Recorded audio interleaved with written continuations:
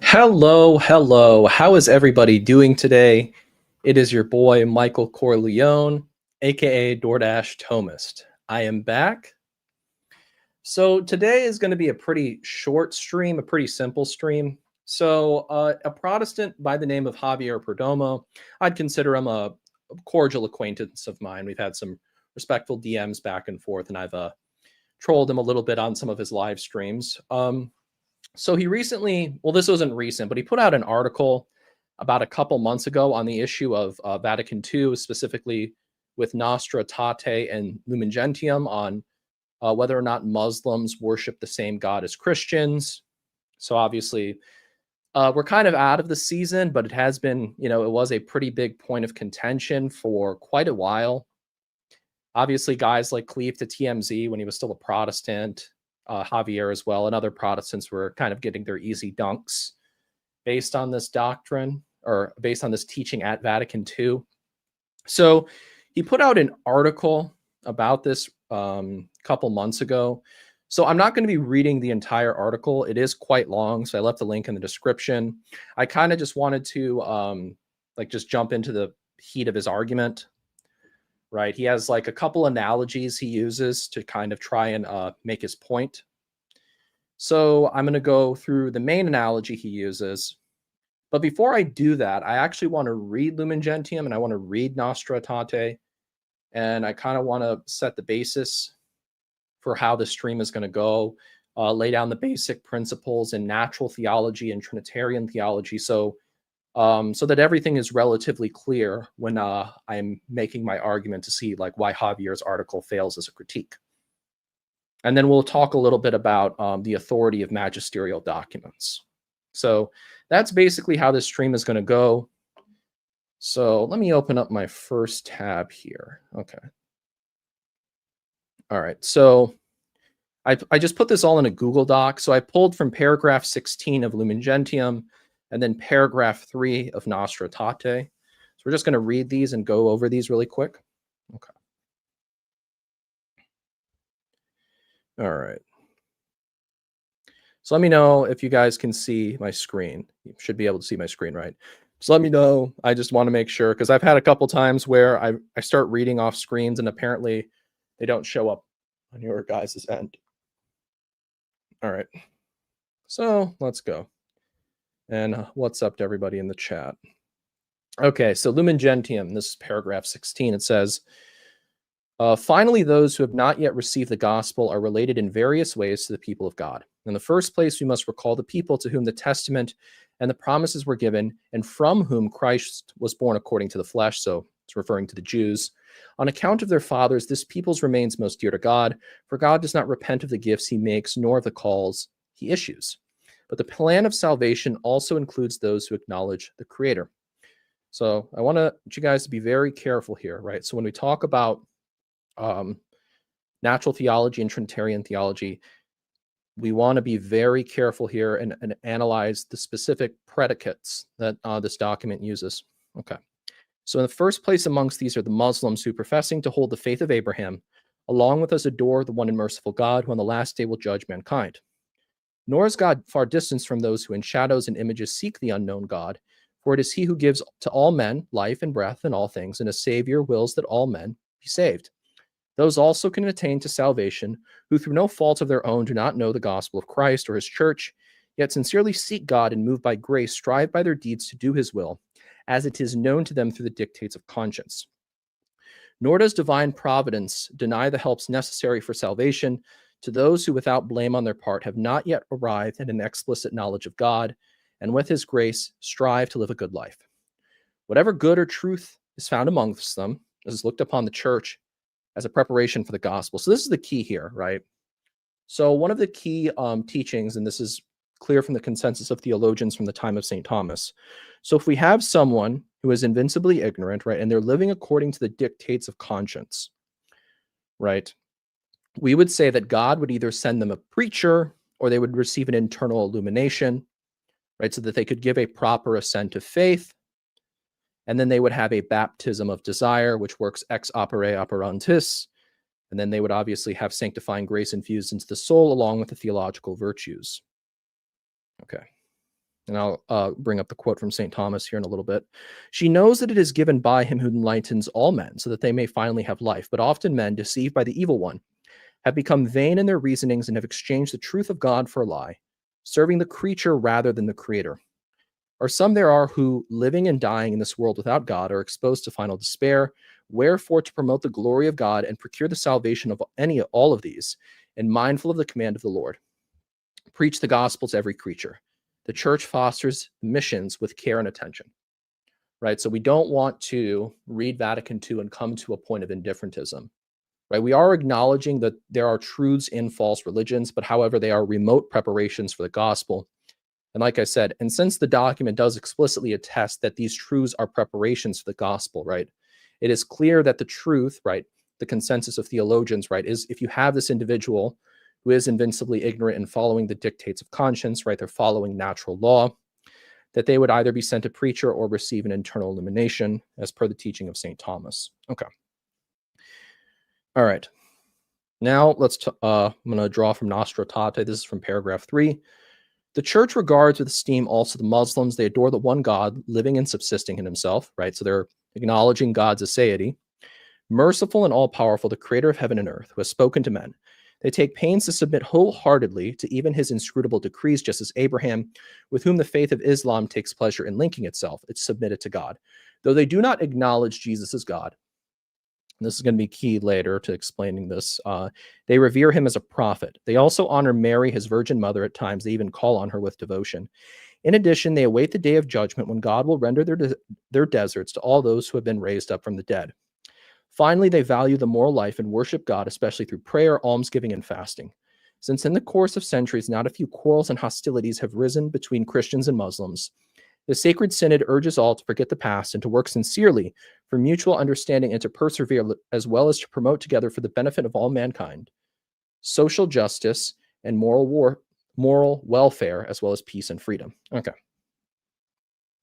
Now, so before we understand, so we see here, right, when we look at the predicates that they list, right, because obviously God has various attributes, right? So when it comes to God's attributes, they are what are known as, they are virtually distinct. They're not really distinct, because if God's attributes were really distinct, then that would lead to composition. So what is the difference between a real distinction and a virtual distinction? Okay. So a real distinction is the principle of non-identity between a thing and a thing. So in the Trinity, the only real distinction is between the divine persons. Okay. But we do have what are known as virtual distinctions, right? Between the divine persons and the divine essence, there is what is known as a virtual distinction. If you're a Scotist, you would say it's a formal distinction, but obviously I'm a Thomist, so I'm just going to say it's virtual. So what is a virtual distinction? A virtual distinction is a distinction that can only be made after the apprehension of the intellect. Okay, this is because the perfections of the deity are so eminent, it requires the work of the mind to be able to distinguish these various qualities, right? So for instance, right, we say that God, because of absolute divine simplicity, right, we say that God is his love, God is his power, but obviously his power is not his love. Okay, so one question a lot of people are going to ask, right? They're going to say, well, if a real distinction would entail composition, how can we say that the divine persons are really distinct? And how that would not entail composition? Okay, so the answer to this is pretty simple. So the answer to this is composition, by definition, is the union of two really distinct things insofar as they are really distinct. The divine persons are not really distinct insofar as they are united. Rather, they are really distinct insofar as they have relative opposition, right? The term from which and the term to which, right? Obviously, divine attributes do not have relative opposition, right? So if we were to say that the divine attributes were really distinct, that would entail composition.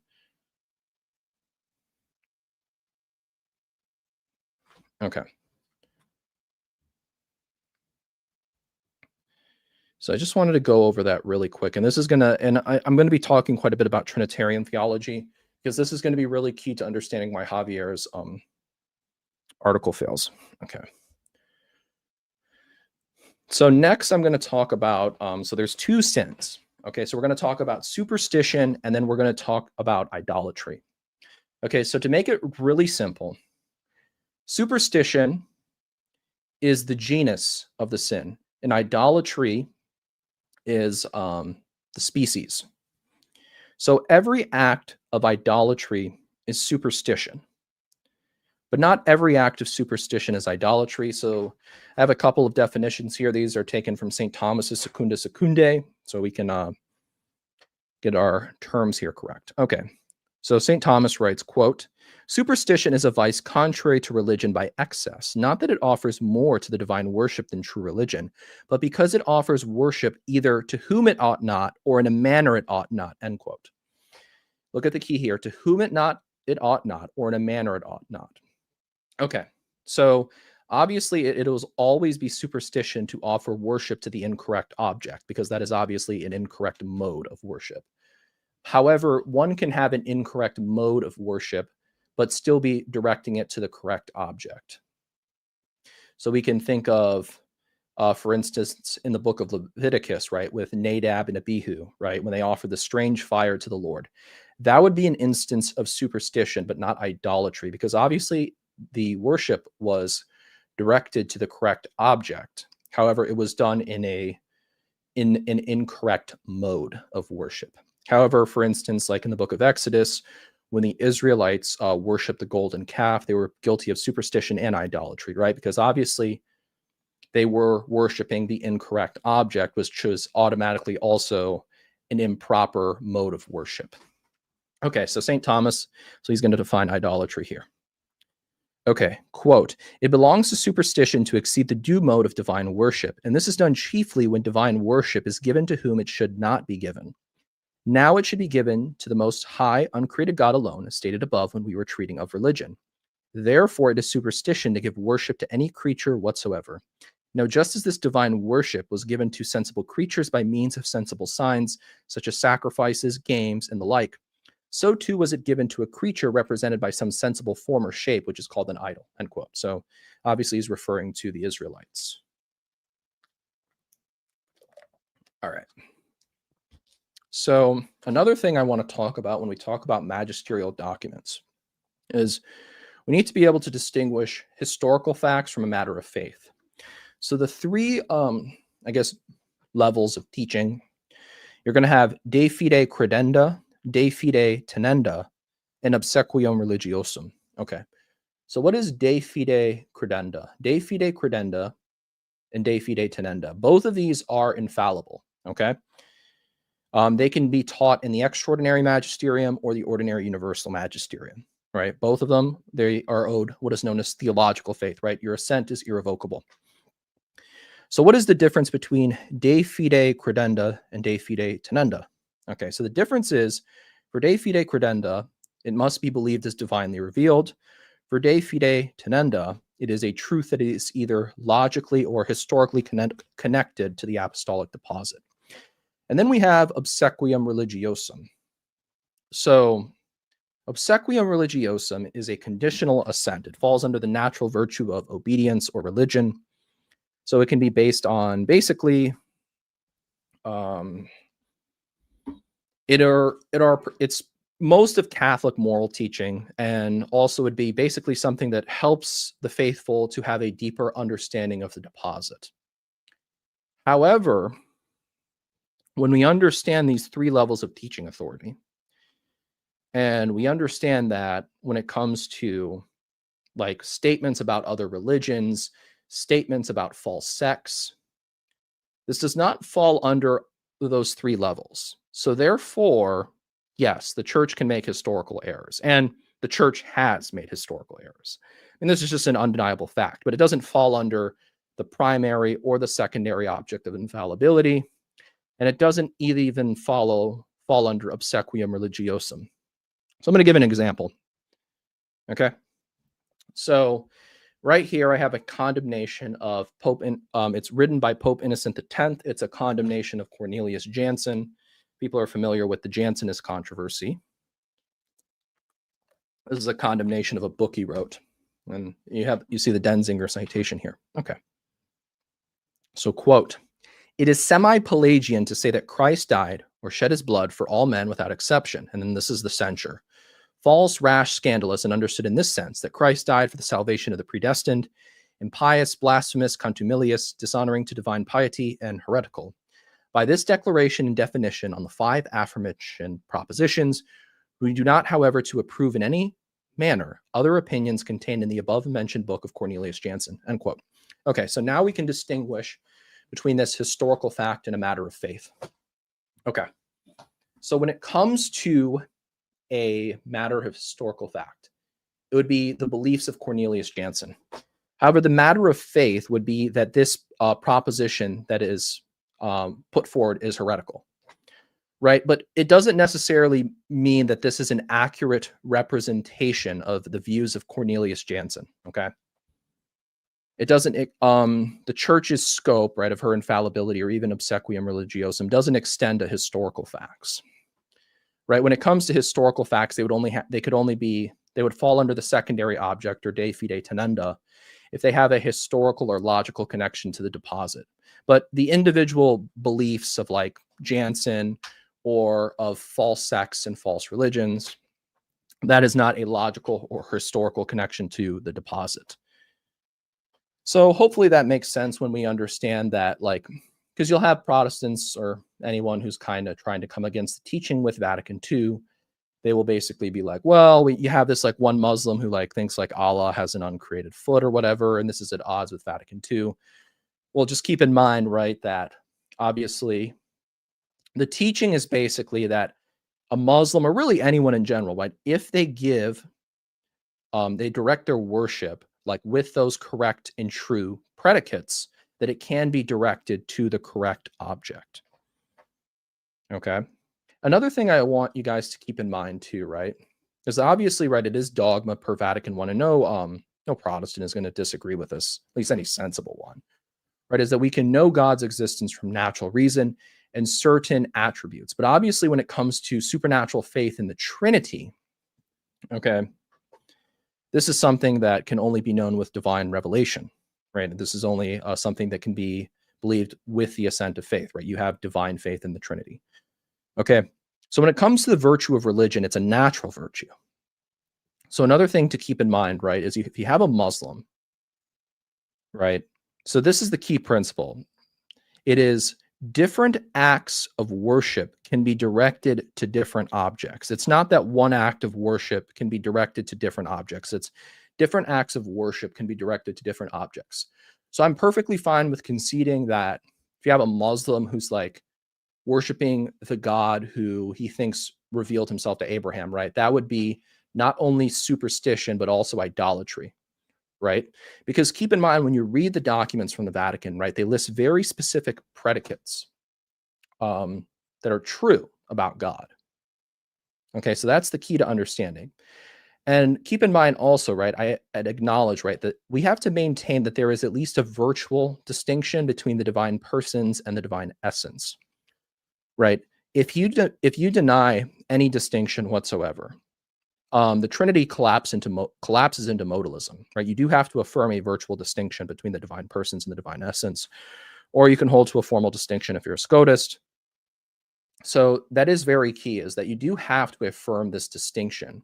And so my question to Javier would be, right, is if you have somebody who rejects the Trinity and they make a correct predicate, right, if you are saying that it's impossible for them to refer to the divine nature, right, because there is a distinction that you have to affirm between the divine nature and the divine persons, to me, that is going to collapse into some kind of agnosticism, right? That you're saying that it is absolutely impossible to refer to the divine nature, right? So that's my point. And we'll see, he gives an analogy in his article. I know I've been yapping a lot, but I think it's important that we give a lot of this intro.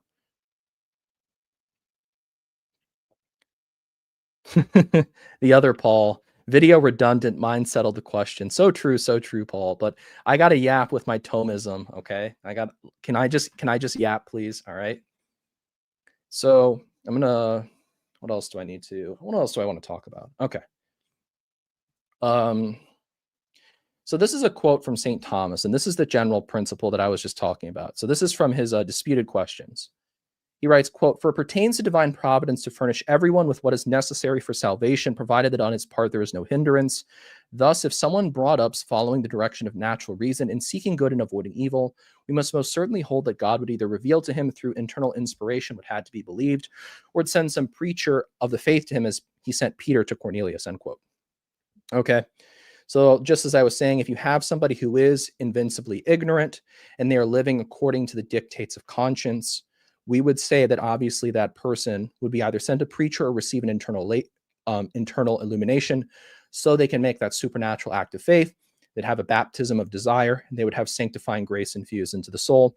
And I'd also agree with the opinion of St. Thomas that in the age of grace, that all men are required to have explicit faith in the Trinity and the incarnation.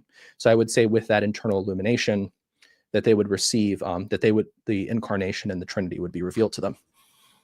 And this is obviously presupposing that they're invincibly ignorant and living according to natural law. So the next quote I have here is from, he is a Dominican theologian by the name of Francisco de Vitoria. So he wrote a lot about the Native Americans. He has a very interesting book on it that I highly recommend. He writes a lot of interesting political stuff as well, so I highly recommend it. Okay.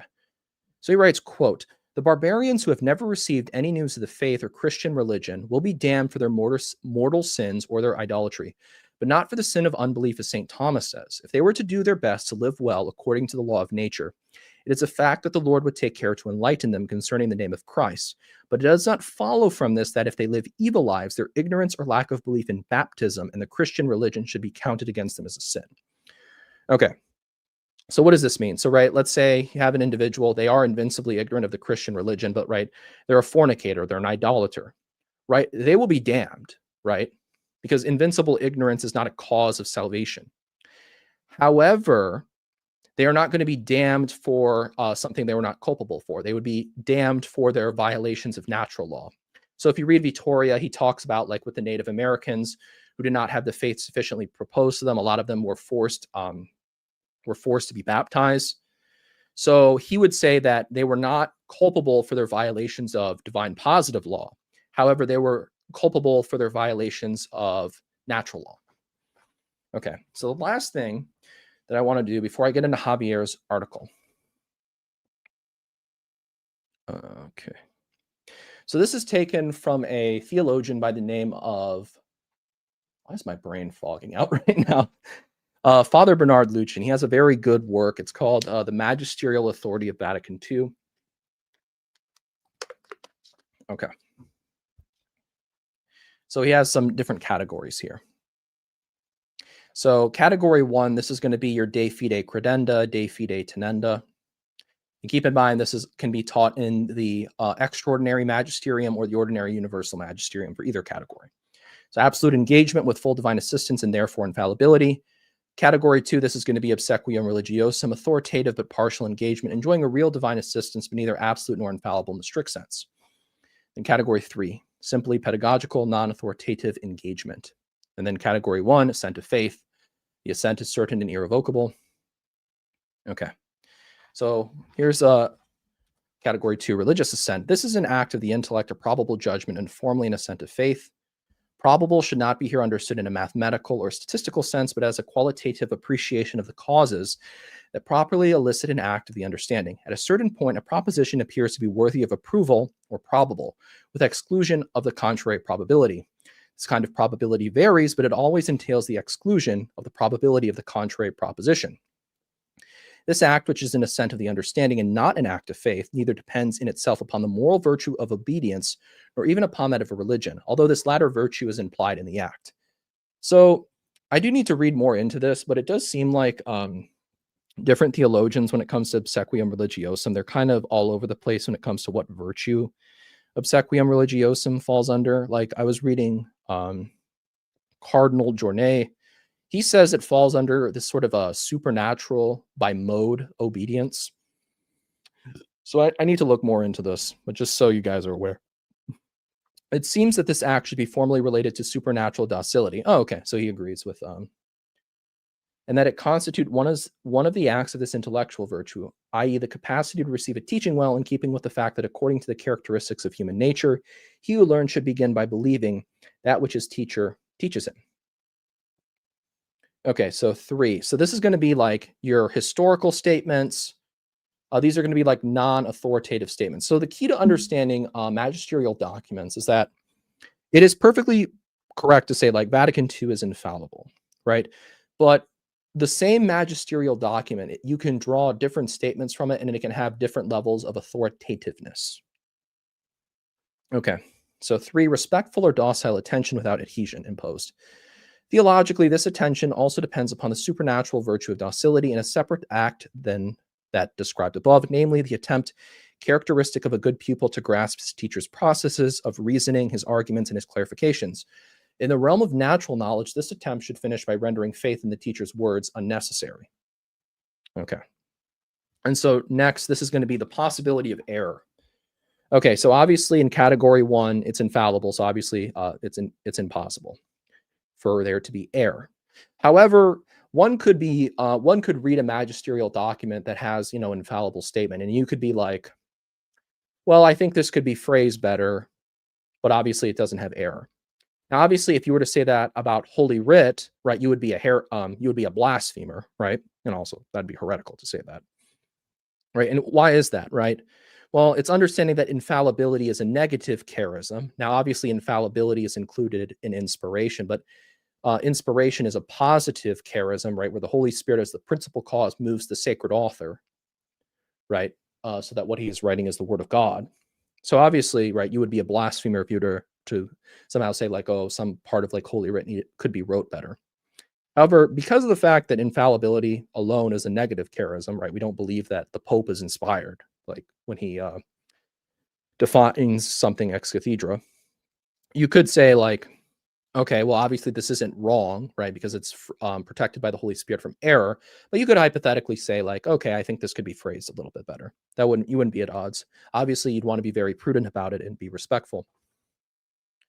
Okay, so category 2, this is going to be obsequium religiosum. Error is improbable, but not impossible at the second degree.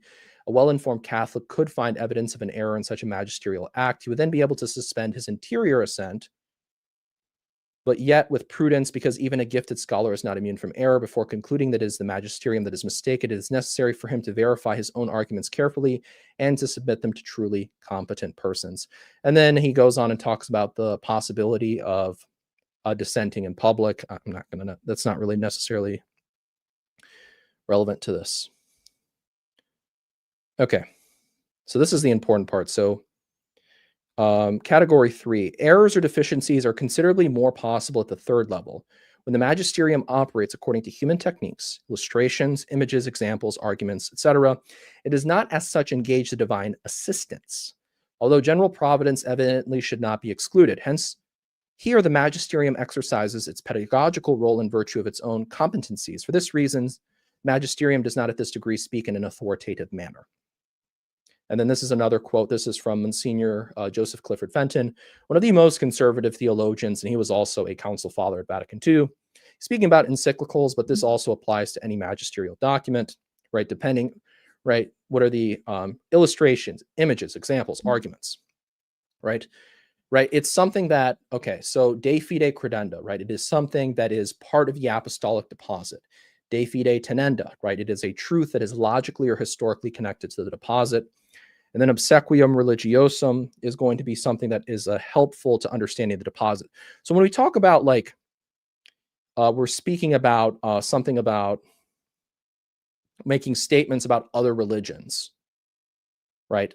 That is not necessary. That is not connected to the apostolic deposit, nor does it even help to understand the deposit, right? So it doesn't, when we're making those kind of statements about other religions, right? What would be true is that like this individual, Muslim, Jew, whatever, insofar as they make that correct predicate about God, that they would make the correct referent, right?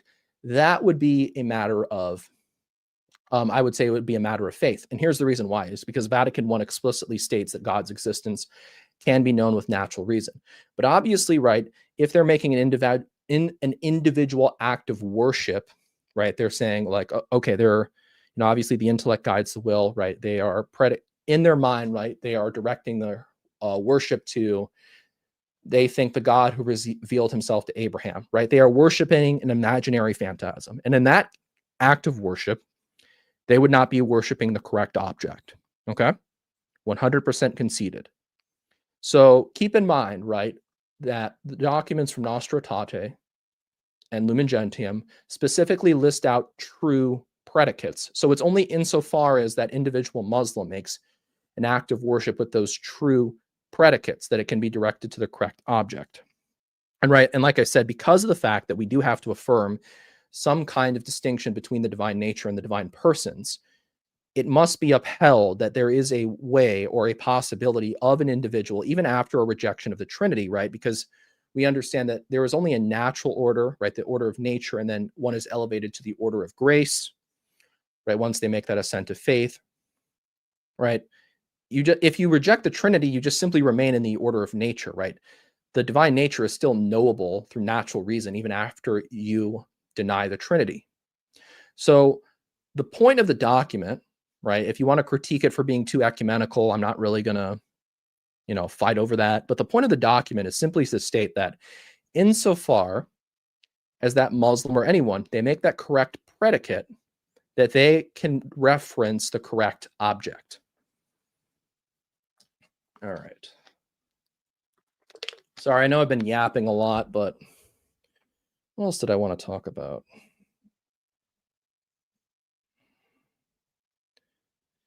I think I covered everything I wanted to talk about.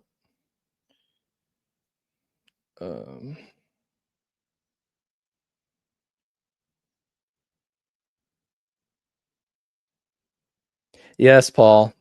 Frick, we're on magisterial layers. Grabbing my calculator. Yes, I learned everything from my from the from Michael Lofton's $600 magisterial courses. Okay, there's going to be a lot of nuance and and charity in this stream.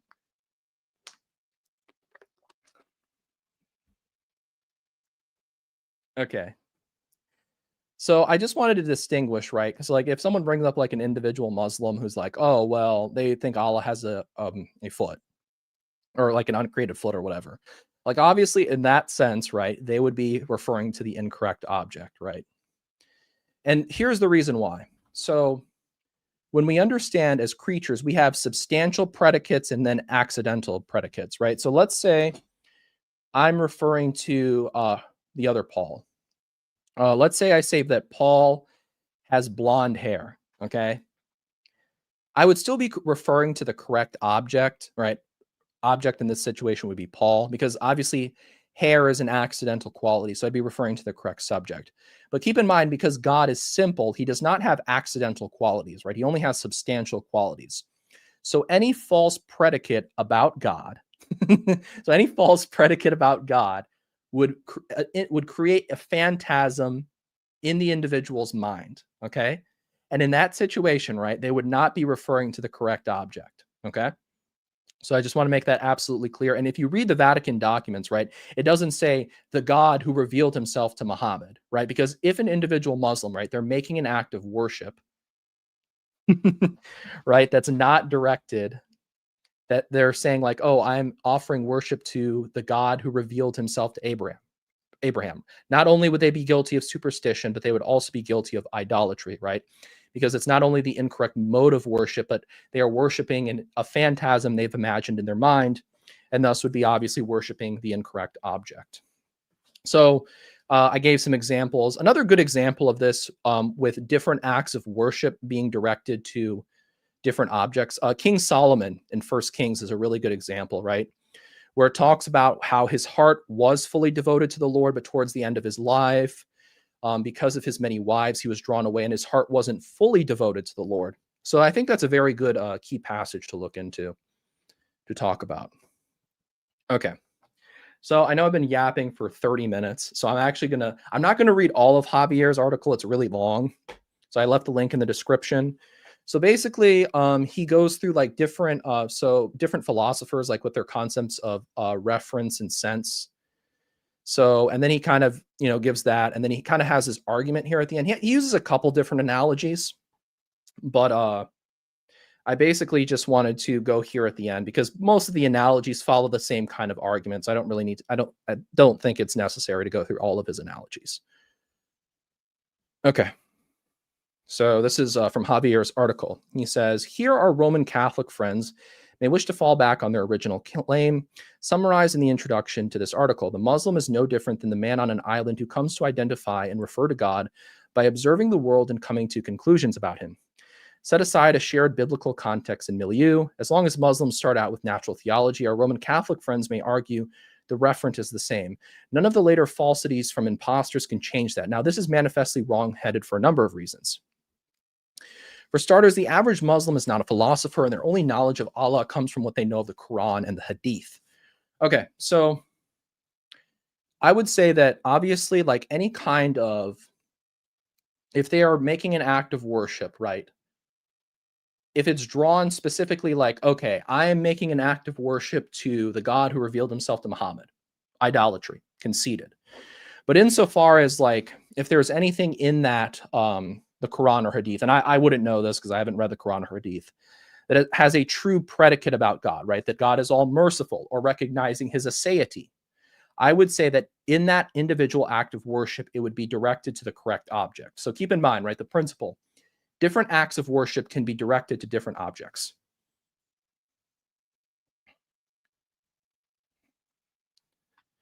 And okay, he writes, however, even if we were to zoom in on the tiny minority of Muslims who do know something of natural theology, we can readily see that while it is possible that they might sometimes refer to the creator of all things, they certainly do not succeed in worshiping him.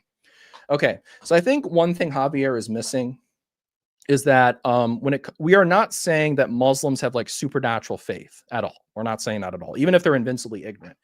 This would only be on the order of nature, right? Because faith is a theological virtue. But obviously, the virtue of religion is a natural virtue. So I do think there is a slight conflation here. So I don't think we should be using worship in a merely univocal sense. But obviously, we would say that, like, if they're making that act of adoration, it's only on the order of nature. It's not on the order of grace. Okay, so he has this analogy. Okay, he says, let me illustrate why this is with my own killer analogy. Imagine a murder scene. Two detective teams arrive. After initial analysis, they agree on some general facts. A murder occurred, it happened at night, and the killer used a blunt object. The teams dub the killer Slasher. So far, they share some truths about the nature of Slasher, but then their paths diverge. Detective Team A has become convinced the killer is Susie and actively builds a case around her. Detective Team B becomes convinced it was Jack and pursues him instead. Detective Team A doesn't just lack knowledge about Jack. They explicitly deny Jack could be the killer. Their entire investigations is oriented away from Jack, but it turns out Jack was actually the killer. Now, here's the key question. When each detective team refers to Slasher during the respective team conversations, who is the referent? Do the two teams share a referent when each one independently discusses Slasher? Okay, if we were to zoom in on the first day the detective teams arrived, we would certainly be able to say they have the same referent when they talk about Slasher, albeit something like a vague dotted gray silhouette of a referent in mind. But what about when they are months into the investigation, informing radically different cases around separate suspects? Would they still refer to the same entity when they use the name Slasher? Okay. So this analogy doesn't work perfectly because here's a couple things. So when we make predicates about creatures, okay, so let's say okay. So let's say we say that let's say Detective Team A and Detective Team B, they say that the killer has black hair. Okay. Let's say this is true. They might not necessarily be referring to the correct object, right? Because lots of people have black hair. But obviously, because God is simple, every correct predicate about God is exclusive to God, right? God alone is omnipotent. God alone is ase. God alone is all merciful, right? All of his perfections, in him alone are these perfections subsisting, right? So that's why this analogy isn't perfect. So we would say that obviously insofar, right? So if we're using this analogy, right? Obviously, right, the Muslim who's like rejecting Christ, right? Obviously in that act, they are not worshiping or they are not apprehending. They're not making an act of worship to the true God. But insofar as they are making that correct predicate on the order of nature, we would say they are referring to the correct object. And keep in mind, right, you do have to maintain some kind of distinction between the divine nature and the divine persons, right? And we read Romans 1, right? It talks about God's knowability from nature, right? It's not talking about the divine persons, right? Because the divine persons can only be known with supernatural faith. So it's obviously referring to the divine nature, right? Things we can observe in the created order, right? And obviously, someone who's rejected the Trinity, right? They're still on the order of nature.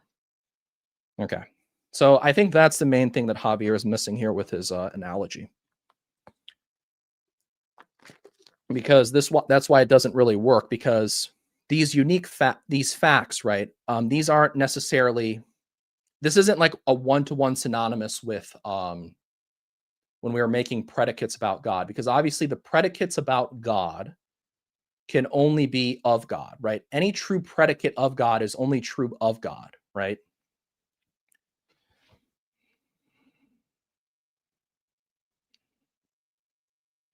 Okay. Evans would argue that they do. I think that's one of the philosophers he refers earlier in the article.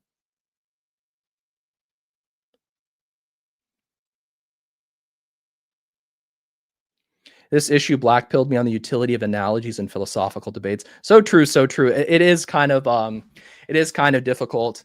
So that's why I do think that there's a lot of nuance. That a lot of nuance. Shout out to Michael Lofton. That has to be okay. The reason for this is that slash would be what calls Evan a descriptive name. Here's how he puts it. A descriptive name is a name whose reference is fixed by description. This formulation covers 2 points. First, a descriptive name is referring expression. It belongs to that category of expressions whose contribution to the truth conditions of sentences containing them is stated by means of the relation of reference.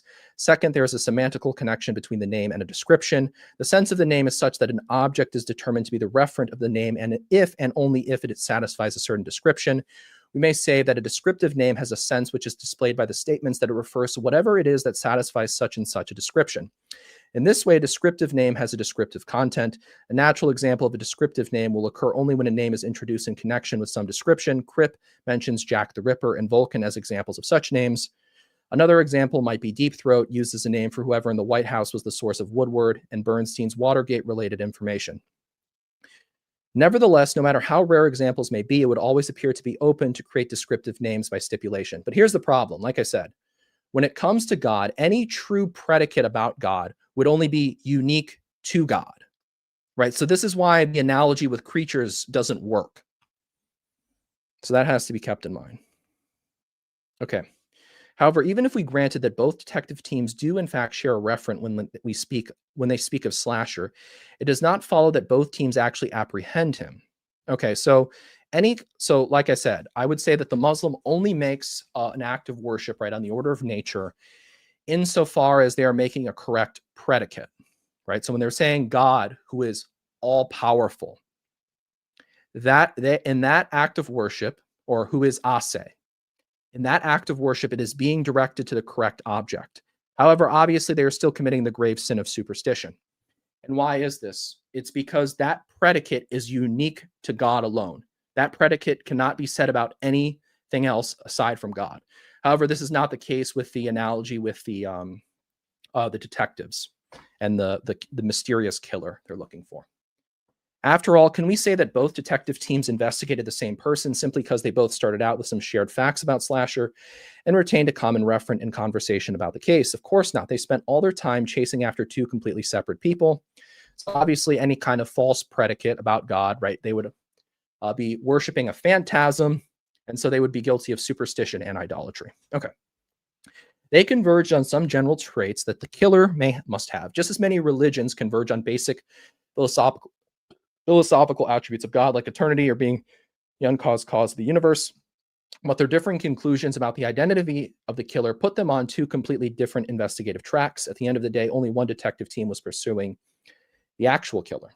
Okay, so basically, all I'm going to say, right, obviously any false predicate, superstition, and idolatry. Any true predicate, superstition only.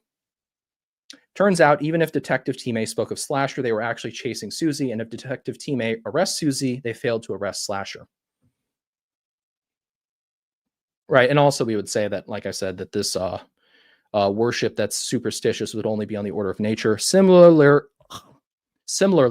even if we left open the possibility that Muslims engaged in natural theology may succeed in referring to the Christian God when they speak of the Creator, they fail to actually worship him when they expressly direct their worship to the demonic entity which inspired the Quran. Conceded, absolutely. However, I do think Javier is think something he should keep in mind as well as I think in a practical level, like when we are offering worship to God, right? We're not thinking of all the attributes. We may not even necessarily be thinking of the three divine persons. We might be directing our worship to an individual divine person. And right, keep in mind that the Vatican document specifically lists predicates about God that are true about God.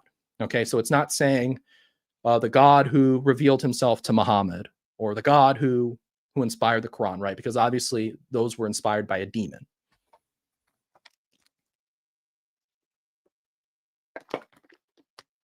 So we would say they're only referring the correct object insofar as they make a correct predicate.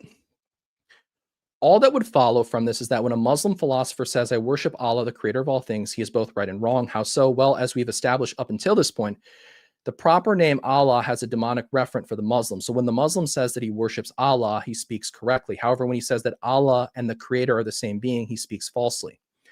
This is because creator is a descriptive name whose description the Muslims Allah does not satisfy. Okay.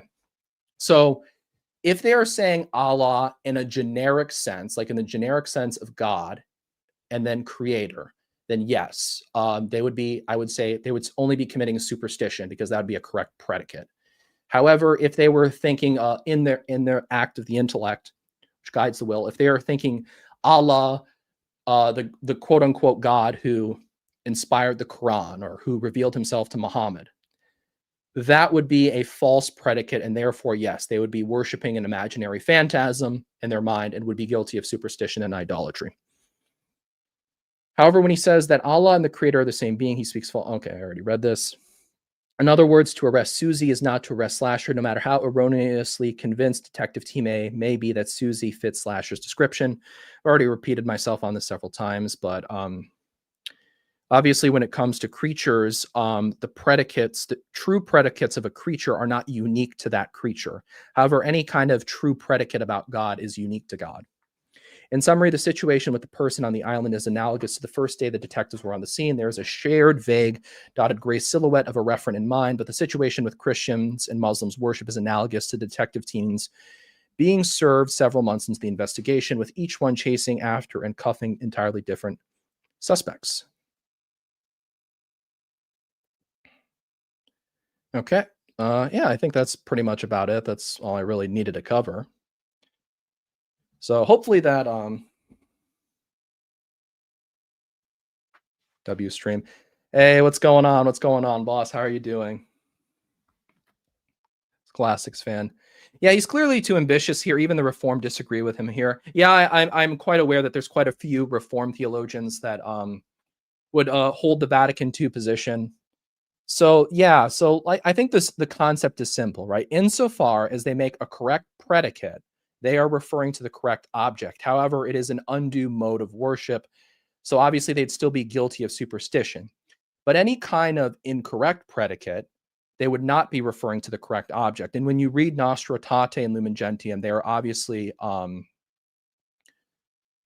only talking about correct predicates about God. And obviously it's only on the order of nature. It is not some kind of supernatural worship, right? It is not on the order of grace.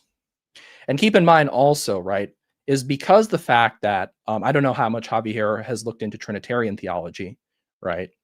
He does have to maintain some kind of distinction between the divine nature and the divine persons. And because when we read Romans 1 and we see that, right, it's talking about the fact that the divine nature is knowable from the created order, right, from the order of nature, right? And if someone rejects the Trinity, they still remain on the order of nature. So it's quite simple that we are just simply saying that insofar as they make that correct predicate, they can refer to the correct object. So yeah, I mean, that's pretty much it. I'll take questions for a couple minutes and then I'll just call it wraps. So I left the link to Javier's article if you guys want to take a look at it. But I hope that basically sums up everything. I know, and then obviously when we want to distinguish between magisterial documents, right? Different statements can have different levels of authoritativeness, and we understand the three levels of authority and what they correspond to, right? De fide credenda is directly contained in the apostolic deposit. It must be believed as divinely revealed. De fide tenenda is truths that are logically or historically connected to the deposit. And then obsequium religiosum, the way Cardinal Ratzinger describes it is like how we understand the deposit. But obviously, like that pertains to nothing when it comes to statements about other religions or other sects.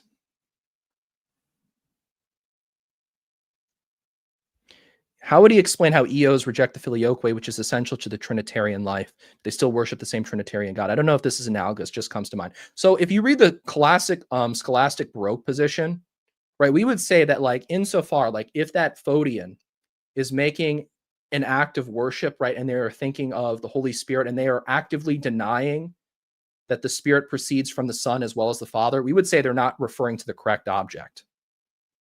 So funny enough, if you really push some Protestants on this, we actually have a far stricter position than they do. Like I would say that like the other Paul, like when he is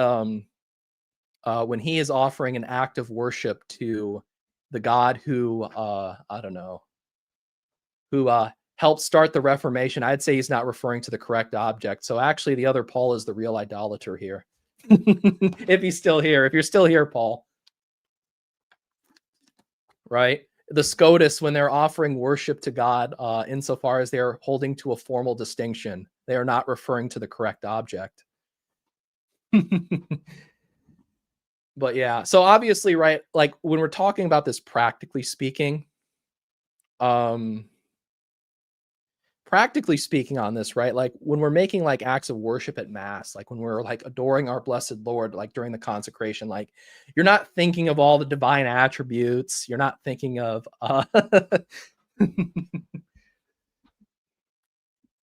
yeah, like I said, you're not like thinking of all the divine attributes. So insofar as you're making correct predicate, the other Paul, he said, "Yon old popery." So true, King, so true.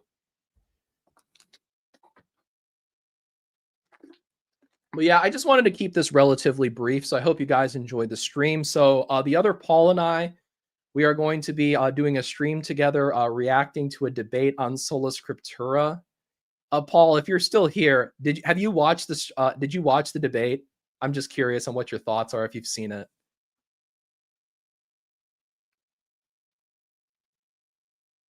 I'll give you a second to see if you've.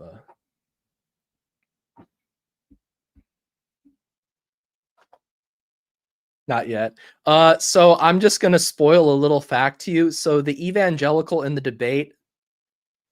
So there's this guy between Jesus and whatnot in this evangelical. The evangelical only thinks the apostles were infallible when they wrote scripture, just so you know. I'm pretty sure. Because if I remember watching the opening statement of the Catholic, and he's like, well, if I can approve the apostles were infallible, I disprove sola scriptura. So I think the evangelicals' position is that the apostles were only infallible when they wrote sacred scripture. So I'm pretty sure you'll have some fun laughing at that. But yeah, so it should be pretty interesting. So I did a video a couple months ago reacting to it was kind of like a refutation of Cleave to